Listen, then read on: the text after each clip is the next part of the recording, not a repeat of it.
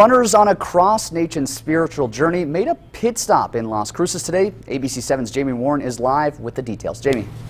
Well, Evan, a 7,000-mile journey, that is. Those a part of the Peace and Dignity's Journeys organization started about right over here in Alaska. And they've ran over 3,000 miles and are now right about here in Las Cruces, halfway to their final destination of Panama.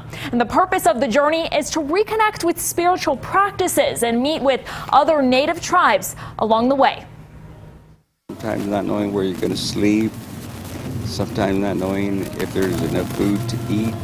The need to fulfill that spiritual void in our lives is more important to us than the sacrifice that we're making. Jose Cortez is 68 years old and making the grueling 7,000-mile journey for the very first time. If we have 100 miles to cover during that day, we run what is called leapfrog.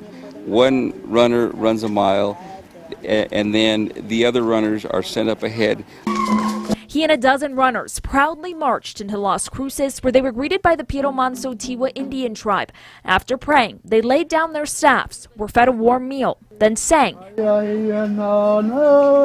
and danced.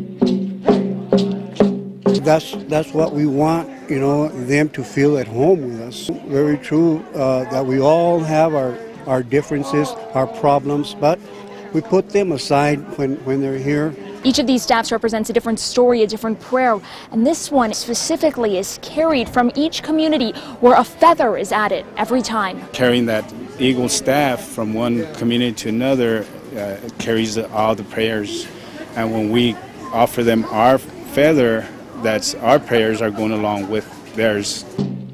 When I first started in Alaska, I was running with a twisted ankle.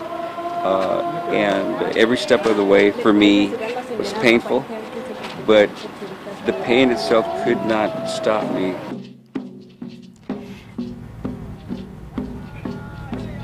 And there is another group that started right about here in Argentina. They're making the long trek as well. And both groups will meet up in Panama to discuss their findings along the way.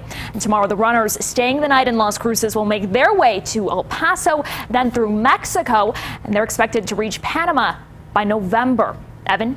Okay, Jamie, thank you. We wish them the best of the luck on the rest of their journey. We'll take a live look